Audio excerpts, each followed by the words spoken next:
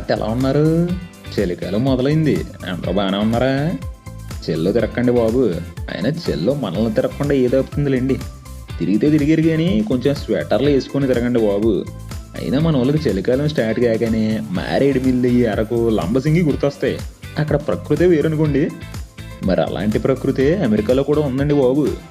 అదే కొండ, కోన, వాగు, వంక అన్నీ కలగలిపిన అద్భుతమైన ప్రదేశమే హ్యాంప్షైర్లోని నార్త్ కాన్వే సీనిక్ రైల్వే ప్రయాణం అండి బాబు. మరి ఇప్పుడు మీ రేలంగ మావయ్య తన కాళ్ళతో మీకు ఆ రైల్వే ప్రయాణం చూపించబోతున్నాడు.